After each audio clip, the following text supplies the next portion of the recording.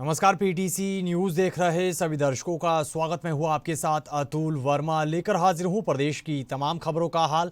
Bulletin की शुरुआत करेंगे, लेकिन सबसे पहले एक नजर हेडलाइंस पर। मेयर चुनाव को लेकर भाजपा ने जारी की उम्मीदवारों की सूची। करनाल, पानीपत, अंबाला समेत अन्य जिलों के उतारे उम्मीदवार। 2 मार्च को होगा चुनाव।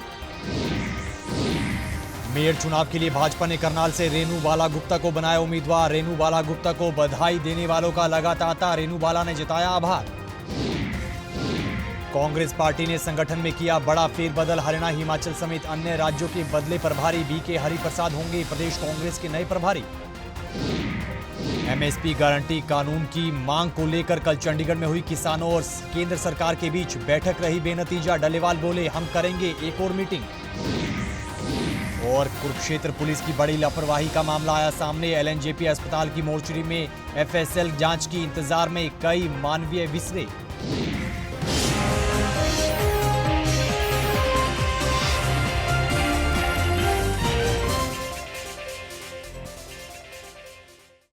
तो चलिए बुलेटिन का आगाज करेंगे अहम खबर के साथ। हरियाणा में मेयर चुनाव को लेकर भाजपा ने बीते दिन उम्मीदवारों की सूची जारी कर दी है। भाजपा ने फरीदाबाद, करनाल, अंबाला, यमुनानगर समेत अन्य जिलों में अपने उम्मीदवार उतार दिए हैं। हरियाणा बाल कल्याण आयोग के चेयरमैन प्रवीण जोशी को फरीदाबाद से टिकट दिया गया है। वहीं नमो ऐप के प्रदेश सह संयोजक प्रवीण पोपली को हिसार से उम्मीदवार बनाया गया है। इसके अलावा कला संस्कृति प्रकोष्ठ की प्रदेश संयोजक रेनू बाला गुप्ता को करनाल और एससी मोर्चा के राष्ट्रीय उपाध्यक्ष राम अवतार वाल्मीकि को रोहतक से टिकट दिया गया है।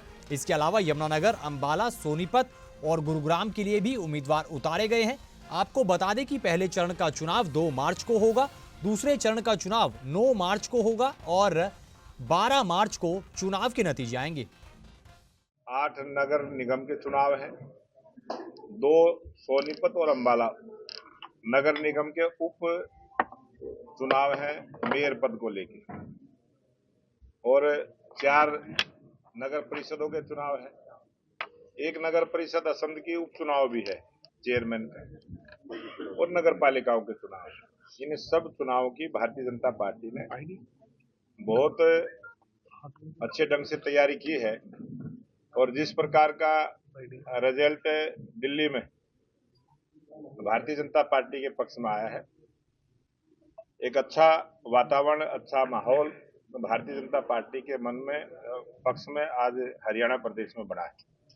और आज हरियाणा प्रदेश में डबल इंजन की सरकार भारतीय जनता पार्टी की है। प्रदेश में भी सरकार है, केंद्र में भी सरकार है, और लोगों का मन है कि यहाँ ट्रिपल इंजन की सरकार बने।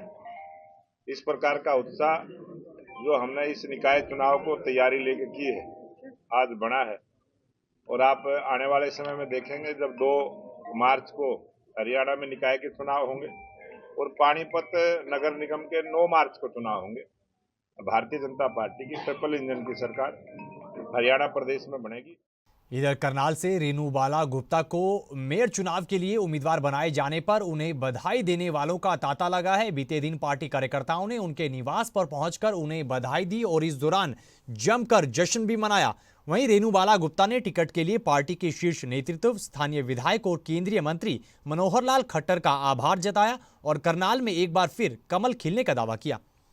मैं आभार व्यक्त करती हूँ भारतीय जनता पार्टी के संगठन का, हमारे राष्ट्रीय अध्यक्ष आदरणीय जगत प्रकाश नड्डा जी का, हमारे केंद्रीय मंत्री आदरणीय श्री मनोहर लाल जी का, हमारे प्रदेश अध्यक्ष आदरणीय मोहन लाल बडोली जी का, हमारे मुख्यमंत्री श्री नायब सिंह सैनी जी का, हमारे स्पीकर साहब भाई अरविंदर कल्याण जी का, हमारे चारों विधायक भाई जगमोहन आनंद जी, भाई योगेंद्र राणा जी, भाई भगवान दास कबीर पंथी जी, भाई राम कुमार कश्यप जी का, और हमारे ज़िला के संगठन में हमारे प्रभारी जी का, हमारे जिलाध्यक्ष जी का आभार व्यक्त करती हूँ कि उन्होंने एक विश्वास जताया है, और उस विश्वास पर मैं पूरी तरह से खरा उतरने का प्रयास करूँगी और लोगों के विश्वास के साथ लोगों के विकास के लिए काम करूँगी। हाँ, हालांकि मैं एक कार्यक्रम में थी, मैंने वो लिस्ट नहीं देखी। पार्टी के कार्यकर्ताओं के माध्यम से मुझे पता चला, और जब मुझे पता चला तो वहाँ पार्टी कार्यालय में कार्यकर्ताओं से मिलना हुआ, पर वो लिस्ट के बारे में पता चला उसमें कुछ संशोधन के लिए पार्टी के संगठन ने इस बात के लिए उस लिस्ट को रोक दिया था। अभी ऑफिशियली ये लिस्ट जारी हो चुकी है। मैं आभार व्यक्त करती हूँ। इधर लगातार चुनावों में निराशाजनक नतीजों को देखते हुए कांग्रेस पार्टी ने बड़ा फैसला लिया है और संगठन में बड़ा फेरबदल किया है। जानकारी के मुताबिक हरियाणा, हिमाचल समेत अन्य राज्यों के प्रभारी बदले गए हैं और कांग्रेस पार्टी ने छत्तीसगढ़ के पूर्व सीएम भूपेश बघेल और राज्यसभा सांसद सैयद नासिर हुसैन को महासचिव बनाया है। जानकारी के मुताबिक भूपेश बघेल को पंजाब और सैयद नासिर हुसैन को जम्मू कश्मीर और लद्दाख का महासचिव नियुक्त किया गया है। इसके साथ ही हरियाणा समेत अन्य राज्यों के प्रभारी भी बदले गए हैं। हरियाणा में दीपक बाबरिया की जगह अब बीके हरिप्रसाद को प्रदेश कांग्रेस का नया प्रभारी नियुक्त किया गया है। इसके साथ साथ हिमाचल और चंडीगढ़ के प्रभारी भी बदले गए हैं। राजीव शुक्ला की जगह रजनी पाटिल को हिमाचल और चंडीगढ़ का प्रभारी लगाया गया है। वहीं कांग्रेस पार्टी के संगठन महासचिव केसी वेणुगोपाल की ओर से जारी पत्र में कहा गया है कि पार्टी के राष्ट्रीय अध्यक्ष मल्लिकार्जुन खड़गे ने ये सभी नियुक्तियां की हैं। और अब बात किसानों की करेंगे। एमएसपी गारंटी कानून समेत अन्य मांगों को लेकर बीते दिन चंडीगढ़ में किसानों की केंद्र सरकार के साथ हुई मीटिंग बेनतीजा रही है। मीटिंग के बाद किसान नेता जगजीत सिंह डल्लेवाल ने जानकारी देते हुए बताया है कि केंद्रीय मंत्री प्रहलाद जोशी के नेतृत्व वाली केंद्रीय टीम की किसान संगठनों के साथ मीटिंग हुई और मीटिंग में किसानों की मांगों पर चर्चा हुई। किसान नेता जगजीत डल्लेवाल ने कहा कि हम एक और मीटिंग करेंगे। 22 फरवरी को अगली मीटिंग का शेड्यूल रखा गया है और इस मीटिंग में केंद्रीय कृषि मंत्री शिवराज सिंह चौहान और गृह मंत्री भी मौजूद रहेंगे और ये मीटिंग चंडीगढ़ या दिल्ली में हो सकती है। इसकी जानकारी 1-2 दिन में ही मिल जाएगी। खबर फरीदाबाद से है। फरीदाबाद में एबीवीपी के प्रांतीय अधिवेशन में हरियाणा के मुख्यमंत्री नायब सिंह सैनी ने बतौर मुख्य अतिथि शिरकत की है और प्रदेश के युवाओं के लिए कई बड़ी घोषणाएं भी की। सीएम सैनी ने अपने संबोधन में कहा कि प्रदेश सरकार ने बिना खर्ची बिना पर्ची के 1,75,000 सरकारी नौकरियां दी हैं और अगले 5 साल में 2 लाख पक्की सरकारी नौकरियां देने का लक्ष्य सरकार ने रखा है। इस दौरान सीएम सैनी ने अन्य मुद्दों पर भी अपनी प्रतिक्रिया दी। एक व्यक्ति बोलता था कि मेरे हिस्से में जितनी नौकरी आएगी मैं उतनी दूंगा, और एक ने तो और कमाल कर दिया कि वोट मांगते हुए लोगों के बीच में जाकर के कहने लगा कि मुझे 50 वोट दो, मैं ठूड़े के अनुसार नौकरी दूंगा। भाइयों, एकदम अंतर स्पष्ट विचार का अंतर स्पष्ट। परंतु हमने कहा था, हमने हरियाणा प्रदेश के युवाओं को कहा था कि हम 50,000 नौकरी देंगे। ये मैंने जब 12 मार्च को ये पद ग्रहण किया तो पद ग्रहण करते ही मैंने 50,000 की बात कही। लगभग मैंने हरियाणा के अंदर 15-18 हजार युवाओं को ज्वाइनिंग लेटर दे दिया था। कुछ के रिजल्ट तैयार थे, कोड ऑफ कंडक्ट लग गया, क्योंकि मैंने जो अपना एक विजन बनाया था 100 दिन का मैंने पूरा का पूरा विजन बना रखा था, पूरा एजेंडा तैयार किया हुआ था, परंतु कोड ऑफ कंडक्ट पहले लग गया। अगली खबर कुरुक्षेत्र से है। कुरुक्षेत्र में पुलिस की लापरवाही का बड़ा मामला सामने आया है। जानकारी के मुताबिक एलएनजेपी अस्पताल की मोर्चरी में बीते लंबे समय से मानवीय विसरे एसएफएल जांच के इंतजार में है। इधर एलएनजेपी अस्पताल की पीएमओ ने लापरवाही का ठीकरा पुलिस पर फोड़ा है। उन्होंने कहा कि पुलिस की लापरवाही है और करीब 40 विसरे एलएनजेपी अस्पताल की मोर्चरी में लंबे अरसे से रखे गए हैं, जो कि पड़े पड़े खराब हो रहे हैं। हाँ जी, 30-40 विसरे पड़े हैं मोर्चरी में। पुलिस वालों को कई बार कहा है, लेकिन वो अभी तक लेके नहीं गए हैं और कुछ तो पोस्टमार्टम रिपोर्ट लेने भी नहीं आए हैं। तो ये बिस्तरा जो है लंबी अरसे से पड़े हैं, कुछ 2024 के भी हैं, 2025 के भी हैं। हाँ जी, पड़े पड़े खराब ही हो जाते हैं, काफ़ी देर से पड़े हैं। जिम्मेवारी तो उन्हीं की बनती है। जिम्मेवारी तो पुलिस वालों की होती है, उन्होंने रिसीव किए हुए हैं, लेकिन अपना रख रखाव करना पड़ रहा है। तो उनको लिखा जाता है पुलिस विभाग को कि इसको लेके जाएं, उसकी जिम्मेवारी है, क्योंकि 72 घंटे के अंदर लेके जाना होता है। हाँ जी, उनको कई बार कहा है, टेलीफोनिकली उनको कहा है कि आप ले जाओ अपने विसरे। खबरों में आगे बढ़ेंगे। अगली खबर का जिक्र करेंगे। साइबर ठगों के खिलाफ नूंह पुलिस ने बड़ा शिकंजा कसते हुए कई साइबर ठगों को गिरफ्तार किया है और उनके कब्जे से मोबाइल फोन, फर्जी सिम कार्ड और एटीएम कार्ड भी बरामद किए गए हैं। इसकी जानकारी देते हुए नूंह के डीएसपी हेडक्वार्टर ने बताया कि सभी आरोपी सोशल मीडिया पर अपनी पहचान छुपाकर लोगों को झूठे झांसे देकर ठगी का शिकार बनाते थे। ऐसे में एसपी नूंह के निर्देश पर यह विशेष अभियान चलाकर कार्रवाई की गई है। देखिए, हमारे मेवात के अंदर हमारे एसपी साहब ने स्पेशल एक अभियान चलाया हुआ है साइबर जो ठग करते हैं तो उनके खिलाफ, और एक एनडीपीएस का जो काम करते हैं उनके खिलाफ। और इसी उसमें 12 तारीख को हमारा एसपी साहब की डायरेक्शन पे एक ऑपरेशन साइबर स्पेशल अभियान चलाया था। उसमें हमारी नूंह की जो साइबर टीम, उन्होंने 14 आदमियों को पकड़ा है और उनके खिलाफ अलग अलग मुकदमे दर्ज किए हैं हमारे थाने में।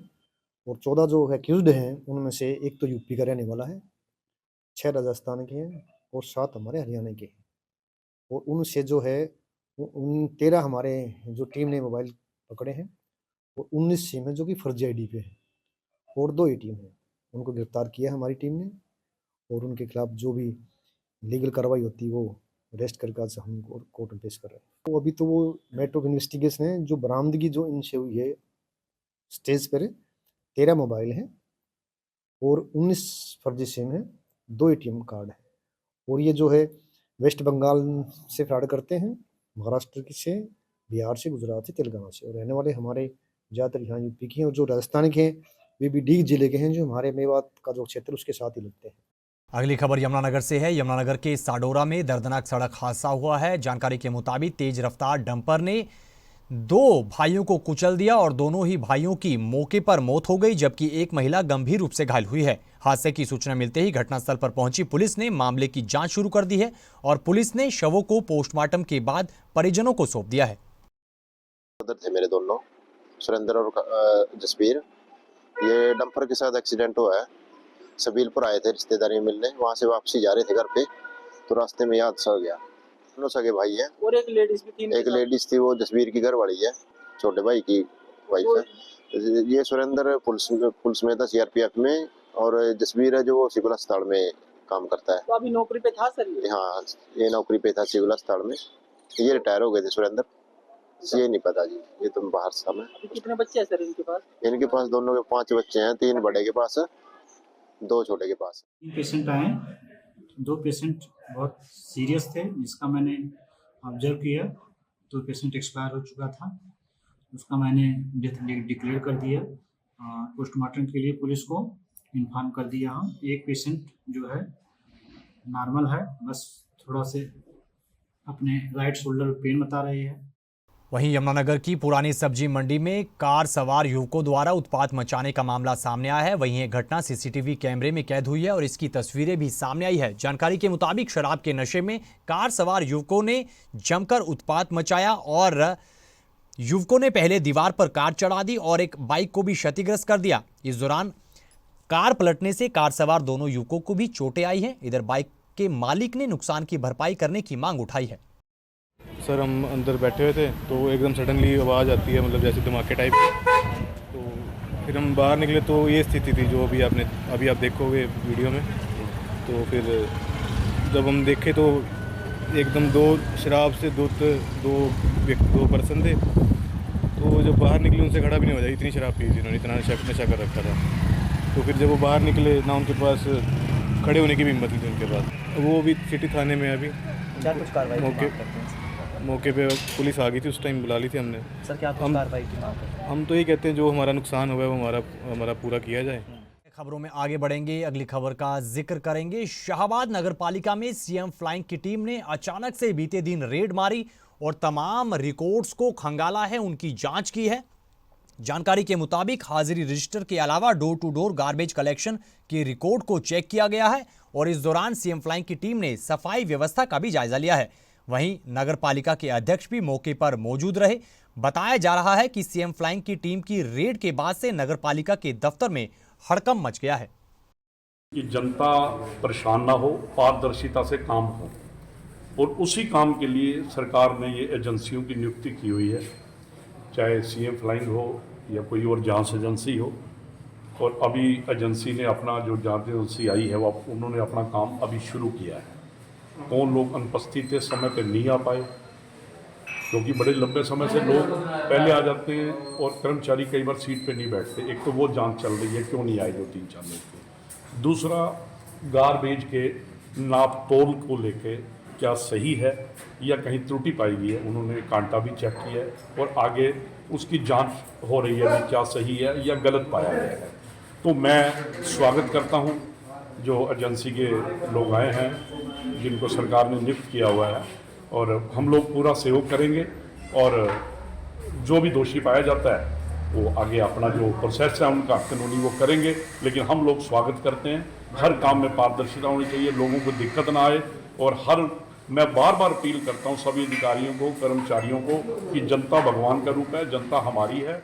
तो इस खबर के साथ फिलहाल इस बुलेटिन में इतना ही, लेकिन पीटीसी न्यूज पर खबरों का सिलसिला बदस्तूर जारी है। आप बने रहिए पीटीसी न्यूज के साथ। फिलहाल के लिए दीजिए इजाजत। नमस्कार।